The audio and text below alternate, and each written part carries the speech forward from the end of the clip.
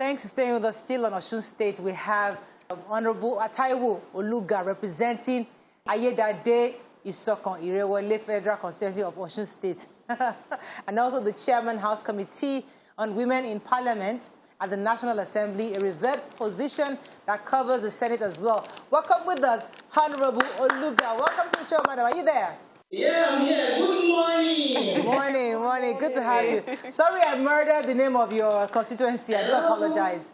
I can hear you clearly. Can you hear us? Yeah, good morning. Good morning. Good to have you on the show, madam. Good morning, ladies. Good morning. Can you hear us?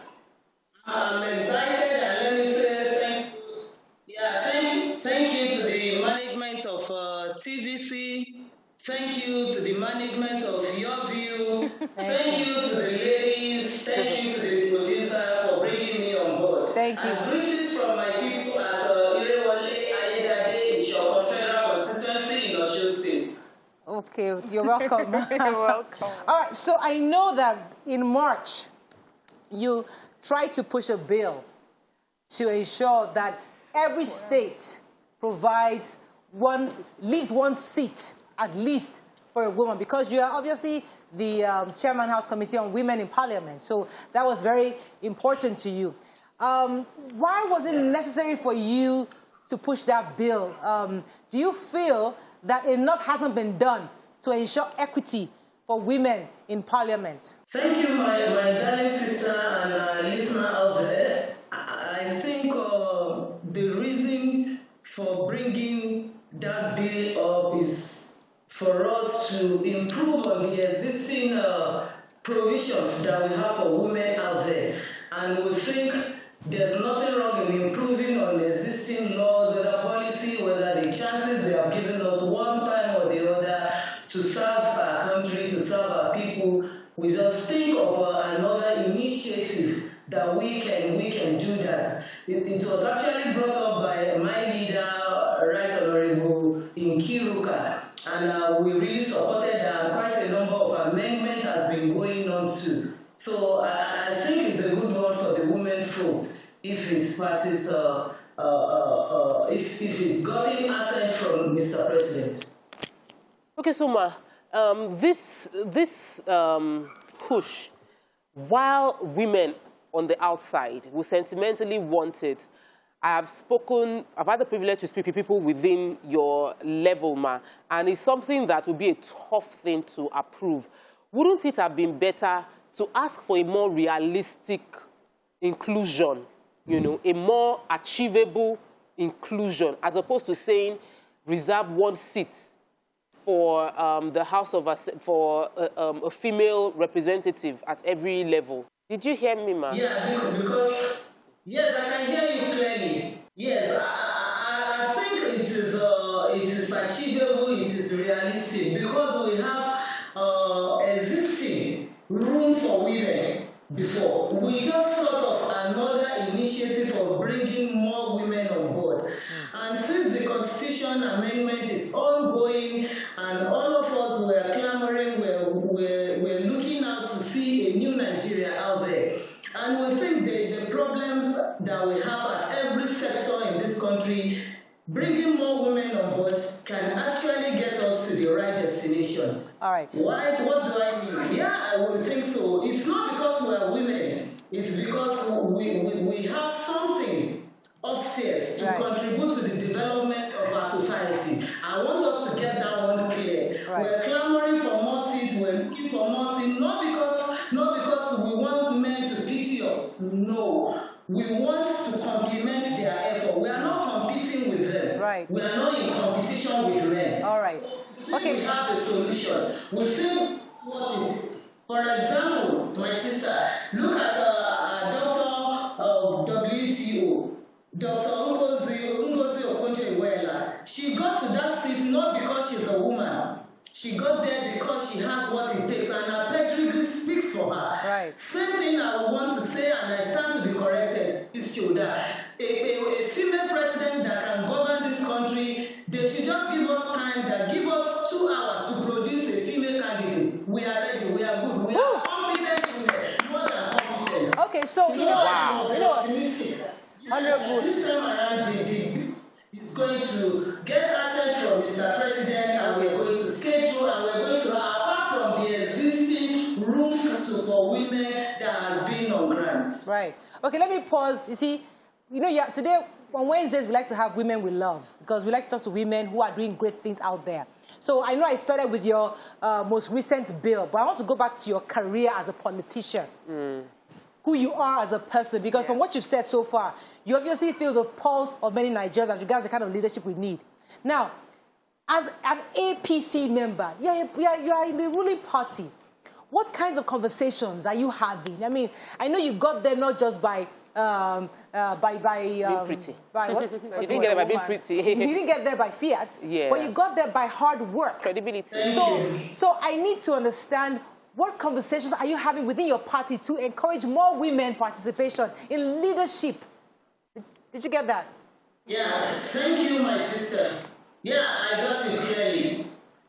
I got it. I came into politics going to more than a decade now, and I came in on a ground of passion, because I have passion, and I think I can do more than getting into public office. Can give me the access, can give me the opportunity to help my people, especially those women far away at the remote area. So it was not coming to politics. I am an administrator, and I was busy at my own private business before coming fully into politics. I got fully engaged. I was having it on a part-time, but I got fully engaged now, close to 10 years. And I think I can do more for my people. Within my territory, I can make the changes we are looking at this country. And I think talking to my people, seeing me up there, talking to them and assuring and reassuring them, especially bridging the gap between the electorate and people at the office, it has always been very, very wide. After the election, you find out that some are not accessible. I was trying to prove a point, and I thank God in the last 2 years that we got to office, I can say it, I'm sure my constituents, they are listening to me, that we talk often, and I have just one line before I got to office. As we speak, I have my only one line, and after leaving the office, ladies, I'm going to maintain just one line. Whoa. So it is good to give them the assurance. Yeah, it is good to give them the assurance and to tell them that when you get there, you can do far more better than I am doing. Fantastic. You can bring in more support to the people. You can talk to people. You can bring with humility. I am from a humble background, and I see no reason why somebody out there should be arrogant for any reason. Whether you are from humble background or you're not. So whether you are a politician or you are in a private sector. So I think the narrative is really changing. If you get to my federal constituency now, you hear a lot of good news, and at times I feel so embarrassed when we call meeting and they keep saying so many good things. All right. And I want to tell you something unique about my federal constituency. Yeah. The female has been ruling. They have been in this seat since the inception of democracy more than 2 decades now. Wow. In my constituency, we have the former speaker, Right Honorable Oluga. She is from my constituency. She spent 3 times 12 years. After that, I have my big sister, Oluga, of the Football Association. You know her quite well. Then after that, I am coming on board too. So it means that there are good precedents that make men to be supporting us. It means we are doing well. It means they believe in us. Yes. So in 21 good years, if female have been representing them at that constituency, I'm sure our listeners should know that there's something unique about us. All right. Let me go on a quick break. When we come back, we'll dig further into your career and personal life. Stay with us. We'll be right back.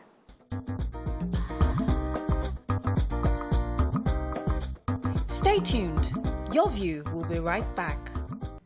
Thanks for staying with us. Before the break, Mariam had a question. Go ahead, please. So, ma'am, just listening to you, I wonder, what would you say are what qualities would you say that you have that has helped you towards, all the achievements you have in your career? And what relationships, because we also understand that relationships are important in furthering our careers. So what are your personal qualities and what relationships do you think you have that has helped you in your career, and a woman watching today and seeing how well you're doing may learn from that? Yeah, let me start answering that question by saying I cannot see myself. People can only see me and assess me. But I know God on my side with hard work, diligence, and even without knowing that somebody out there is watching and looking at me, I put in the best at every assignment committed to me. So I can assess myself. I don't know the quality. I'm human being, I'm not perfect, I don't know. Right. But I know any assignment I handle with or seriousness and faithfulness. Right. Yeah. Right. Go ahead. Okay. I wanted to ask, for the sake of, I don't know if I read it right, how many House of Rep members are there, and how many women are there representing women in the House of Reps? Yeah, Auntie Annie, it is sad to hear that out of 360 members at the House of Reps, we only have 13 of us as female. 13? I am telling you, very, very sad, and we say no to that anymore. Whoa. It's less than 3%. And we have a population, Now, let's the go- women to men population is 50. Let's go to It's, well, okay, well, personal, let's go personal. Yeah, we'll come back to your career because YK took us there. I mean, it'd be nice to stay on that for a minute, but I wanted to, let me add to what YK said because it's important. We'll come back to personal in a minute. But in the house, Ma, there are lots of people who are very different. Their exposure is so different such that many of them may not find it easy to accept the equality of the women folk within the house. That's what some of us perceive to be the case in the house. Could you help us clarify it? Is that exactly what's happening, or is there a real desire? Is there what's that with the political will within the house to actually include more women, or is just lip service that's been done so far? Yeah, let me start by thanking the leadership of the House under the able leadership of Right Honorable Femi Gbajabiamila at this nice National Assembly. I cannot speak of the 8th Assembly or the 6th or the past Assembly. I am a first-timer. And this 9th Assembly, I can say it authoritatively that the leadership and our Speaker, Right Honorable Femi Gbajabiamila, the Deputy Speaker, all of them, they are in support to see that we have increase in the number of women come 10th Assembly. How do I know that? Because first and foremost, it has never happened for all the females members to be part of Constitutional Review Committee. At the 8th Assembly, my darling sister, the ranking sister, Right Honorable Aisha Duku from Gombe, she told me when we were ruminating, she's the chairman House Committee on Electoral Matter, and she told me that at the 8th Assembly, she was the only female at the Constitutional Review Committee. How are you going to speak? Even though you have men that are supporting your vision, we have the E for she, and I appreciate them at this juncture. We have quite a number of them that are in support of us, even that they carry it more than some women, I'm telling you, at this 9th Assembly. So I see it coming to reality under this leadership. I see bringing more women come the 10th Assembly. Right. I see it increasing, bringing more women. Yeah, right. I see it coming to the little will is there. All right. As we speak. Okay. So, I can sense your passion. It's obvious that you like what you're doing and you appreciate the platform to bless people and be of service to your nation. And there are many women that share the same passion, that they also want to get into politics, but they have no idea how to start. And probably, I want you to tell us your story. What was your first step into politics? Or did you ever contest before? How was the experience? So someone can watch you right now and learn from what you did and probably follow your footsteps as well. Okay. Thank you, my darling sister, Togbe. Let me start by saying I thank God Almighty. Can you hear me? Very clearly. I can hear you. Yeah, good. I thank God Almighty for bringing me this far, and also I thank the angels God used in heaven to assist me in this journey. And I want to say, I said it before that I am from an humble background, and no one in my family ever dabbled into politics. It will interest you. And I am not the firstborn, I'm not the secondborn, I'm not the thirdborn. But I got the passion, and I think I like what I'm doing, and I'm happy. Just like my sister Tokwe observed, I'm so excited what I'm doing. The story started after my NYSC, after my service in 2001, and I just got the passion. I was watching Oyo Oshun, we were still together. I was watching a TV program, and I saw a young commissioner. She was doing kind of motivation talk to group of people, and I think, oh, with my passion, the thing really triggers so many things, and I joined politics. I started from my ward. If anybody wants to go into politics, I want to urge all of you, including Moraya, Atieni, everyone, Miriam, please go into your ward, go and register, start going to meeting. My mentor told me, whether you have anything doing at the meeting or not, make sure you register your presence by raising up your hands. I say I should greet you leaders. I say I should thank you for putting this meeting together. I rest my case. By the time you do that 2, 3, 4, 5 times at the meeting, they will be wondering, what's this woman up to? Before you know it, they will say they want to do this, that we are part of the process. That, okay, we want to do something in my ward. They will call you that we are part of the process. So I started, and before I know it, there was this constitution for board member in my state. I was a board member of Water Resources, Ministry of Water Resources, and from there another board, library board, and from there I became the special advisor to our immediate past governor, now Minister for Interior, Governor Rauf Aregbesola, on culture and tourism, special advisor on culture and tourism for the state, and a cabinet member. So it was before the end of that expiration of that I got the ticket to where I am today. I want to tell ladies out there that it is possible. You just be prayerful, be hardworking, and make sure you are faithful in whatever assignment that is being committed into your head. Right. There's a group in our state, I'm sure they are listening now, mentoring group. I coordinate all female aspirants in my state as I speak. Anyone that wants to contest for one position or the other, we came together. Even though on 2015 we came together, none of us were picked. So we became a formidable group, and we started moving together. You know, women, we move together in uniform, going, following government functions, and so on and so forth. And before we know it, everyone, as I speak, in my state, we have practiced it. 22% or 22.5% women at the local government level from the group I am leading. Just immediate past, the immediate past council member that were dissolved in February this year. All right, so let me put a few more questions for you. So I want to say that it is possible for women out there to join politics without knowing anybody. Your father, your mother, they do not need to be a politician before you join. Fantastic. Go ahead, Mariam. Well done, Ma. You're really hard at work. But, you know, sometimes when we tell this story, we don't get to hear the challenges that you face on your journey to where you are today. Could you share a few with us, please? She's still there. Yeah, thank you, my darling sister. The challenges, they are enormous.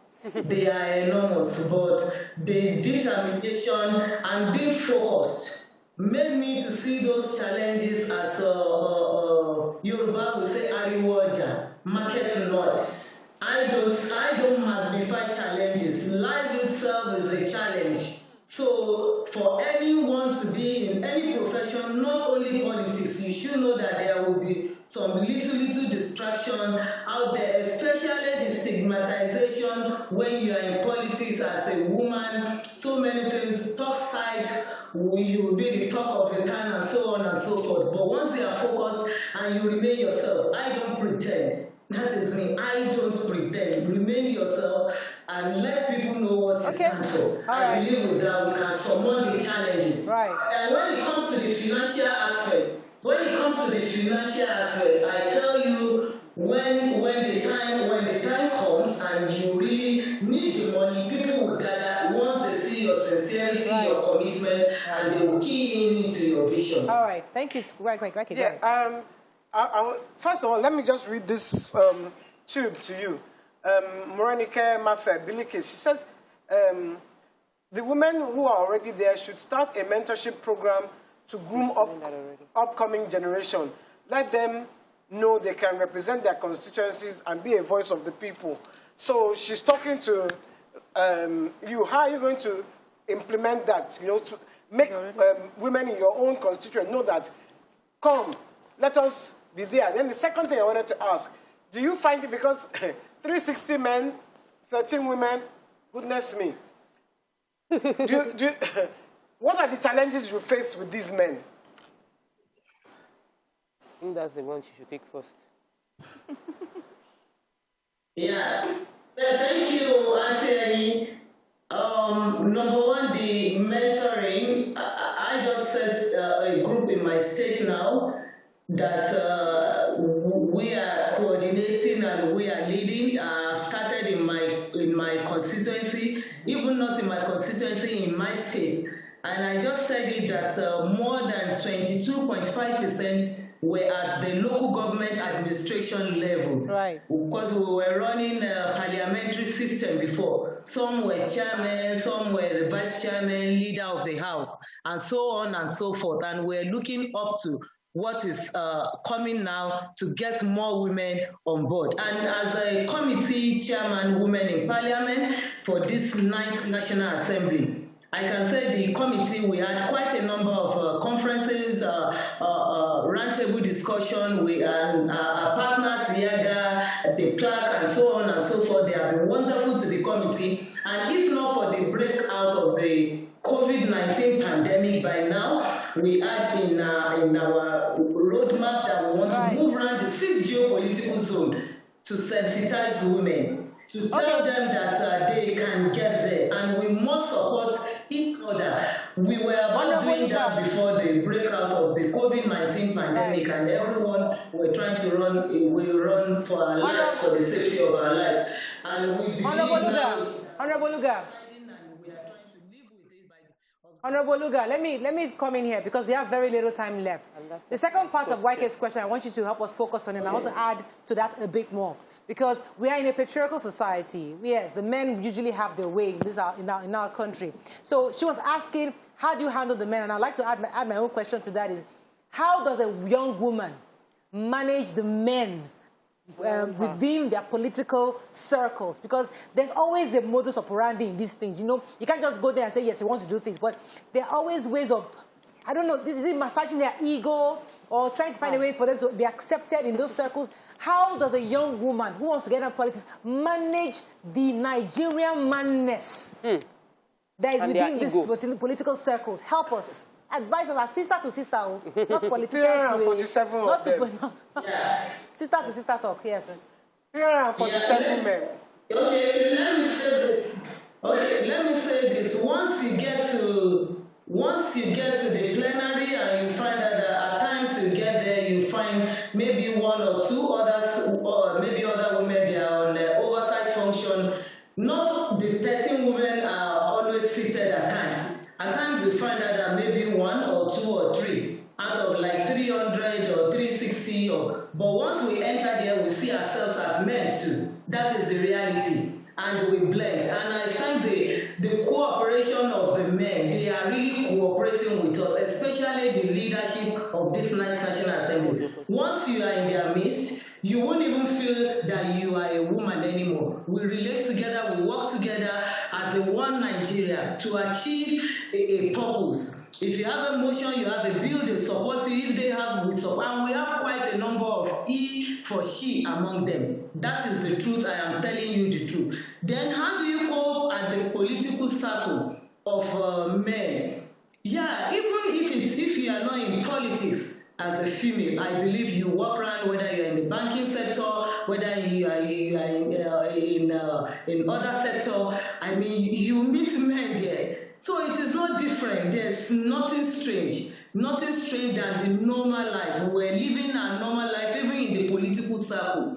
And I believe even going to relationship, if that is what he's saying, it's an understanding between two adults. If you are interested, some are not married yet, they are in politics, and it might be in the politics that they will get their spouse. Okay, some we have are married, some are not, and likewise in other sectors too. So there's nothing strange, nothing different that we're doing in the political circle than other sectors. That is the reality. How has your political status affected your marriage? Has it strengthened it or weakened it? Oh, let me at this junction thank my husband and the kids for supporting me so far, for their understandings, their prayer. It has really strengthened me in moving forward. And I thank them sincerely, and I'm still thanking them too for supporting me. It has really strengthened it. Thank you very much, Honorable Oluga. I think nice we can having wrap you. up. Very Thank nice. you. We Thank love your you. passion, Yes. and we hope that more It was- Nigerian leaders can see the passion. When you talk to us, talk to us Yes. with passion, so we know you know your Exactly. job. You talk to us as if we're just some subjects. You know, it rubs off on the wrong way. But thank you, Honorable Oluga, for showing us leadership as a woman, that you need to speak with Very passion, interesting. understanding, and you connected with us. Thank you very much, madam. It was a pleasure having you on our show. Okay? That's all we can take on today's show, ladies. Any other thing, YK? No. All right. Wasn't Nothing bad. else. She wasn't bad at all. She wasn't. She was. Very I love the engaging. passion. Yeah. And she shocked me. 13 women. Yeah. 360. Women need to do Only more. 13 are women. On that Wow. note, please talk about Kodige, go and register political office and get into politics. Maybe That's you all see, we can take more on the women show. should take part. Maybe we can change Nigeria. Yeah, Yes. become president. I like the fact I said we should have woman president. You're speaking our language. But we like you, Jari Honorable Oluga. Don't worry, we'll come See for you you on Tuesday. tomorrow. Bye for now.